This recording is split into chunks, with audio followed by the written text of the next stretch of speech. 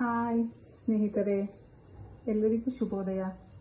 ಇವತ್ತು ನಾವು ಹೀರೆಕಾಯಿ ಪಲ್ಯನ ಮಾಡ್ತಿದ್ದೀವಿ. ಅದಕ್ಕೆ ಬೇಕಾಗಿರೋ ಇಂಗ್ರೀಡಿಯೆಂಟ್ಸ್ ಇಷ್ಟಿದ್ರೆ ಸಾಕು. 3 ಹೀರೆಕಾಯಿ, ಹೆಸರುಬೇಳೆ, ಖಾರದ ಪುಡಿ, ಕರಿಬೇವಿನ ಸೊಪ್ಪು, 1 ಈರುಳ್ಳಿ, 2 ಟೊಮೆಟೊ, ಕೊತ್ತಂಬರಿ ಸೊಪ್ಪು. ಇಷ್ಟಿದ್ರೆ ನಾವು ಹೀರೆಕಾಯಿ ಪಲ್ಯನ ಯಾವುದೇ ಥರದ ಮಸಾಲೆ ಇಲ್ಲದೆ, ಯಾವುದೇ ಥರದ ಟೇಸ್ಟ್ ಪೌಡರ್ಗಳು ಹಾಕದೆ ತುಂಬ ಚೆನ್ನಾಗಿ ಮಾಡ್ಬೋದು. ಹೇಗೆ ಮಾಡೋಣ ನೋಡೋಣ ಬನ್ನಿ ಫ್ರೆಂಡ್ಸ್. ಮೊದಲಿಗೆ ಹೆಸರು ಬೇಳೆನ ಬೇಯಿಸಿಡೋಣ. ಅದಕ್ಕೆ ಎಷ್ಟು ಬೇಕಷ್ಟು ನೀರನ್ನ ಹಾಕಿ, ಅಷ್ಟು ಸಾಕಾಗುತ್ತೆ. ಇದನ್ನು ಫಸ್ಟ್ ಬೇಯಿಸ್ಕೊಳ್ಳೋಣ. ಇವಾಗ ಮೊದಲಿಗೆ ಹೀರೆಕಾಯಿ ಪಲ್ಯ ಮಾಡಲಿಕ್ಕೆ ಬಾಣಲಿ ಇಟ್ಕೊಂಡಿದ್ದೀನಿ. ಇದು ಕಾಯ್ತಾ ಇದೆ. ಇವಾಗ ಸ್ವಲ್ಪ ಎಣ್ಣೆ ಹಾಕೋಣ.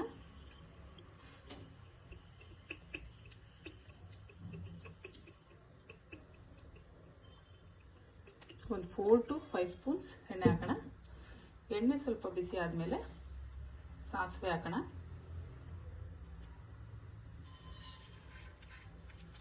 ಸಾಸಿವೆ ಸ್ವಲ್ಪ ಚಟ್ಬಿಟ್ಟಿದ್ಮೇಲೆ ಕರಿಬೇವಿನ ಸೊಪ್ಪು ಹಾಕೋಣ. ಸ್ವಲ್ಪ ಸಾಸಿವೆ ಇದಾಗಲಿ.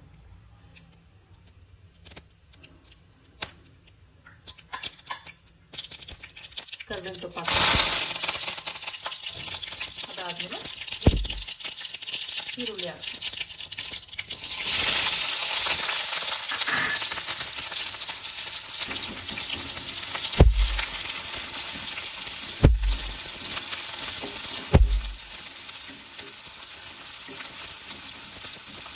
ಈರುಳ್ಳಿ ಚೆನ್ನಾಗಿ ಫ್ರೈ ಆಗಿ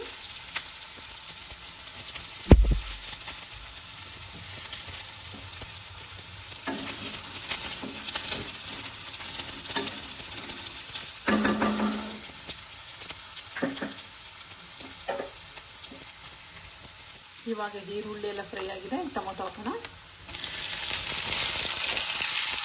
2 ಟೊಮೊಟೊ ಕಟ್ ಮಾಡಿದ್ದೆ, ಅದು ಹಾಕ್ತಾ ಇದ್ದೀನಿ.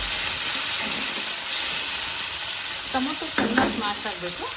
ಅದಕ್ಕೆ ಸ್ವಲ್ಪ ಉಪ್ಪು ಹಾಕೋಣ. ಟೊಮೆಟೊ ಚೆನ್ನಾಗಿ ಫ್ರೈ ಆಗಬೇಕು. ಒಂದು 5 ನಿಮಿಷ ಬೇಯೋಣ. ಟೊಮೊಟೊ ಬಿಸಿದೆ ನೋಡೋಣ.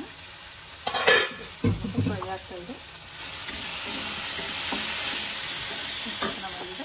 ಇವಾಗ ನಾವು ಸ್ವಲ್ಪ ಹೀರೆಕಾಯಿ ಹಾಕೋಣ.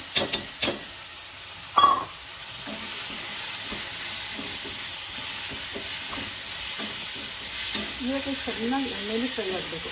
ಅದು ತುಂಬ ಸಾಫ್ಟ್ ಆಗಬೇಕು. ಸಾಫ್ಟ್ ಆಗೋ ತನಕ ಸ್ವಲ್ಪ ಕಡಿಮೆ ಉರಿಲಿ. ಒಂದು 5 ನಿಮಿಷ ಬೇಯಿಸೋಣ. ಇವಾಗ ಬೆಂದಿದೆಯಾ ನೋಡೋಣ.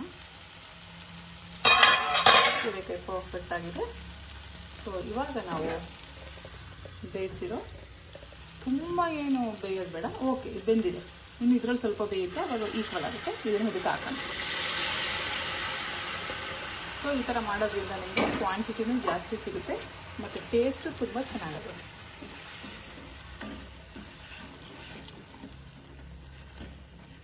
ಸ್ವಲ್ಪ ಆದಮೇಲೆ ಇದಕ್ಕೆ ಖಾರದ ಪುಡಿ ಹಾಕೋಣ. ಇದು ಸ್ವಲ್ಪ ಗಟ್ಟಿ ಆಯಿತು. ಸ್ವಲ್ಪ ನೀರು ಹಾಕೋಣ.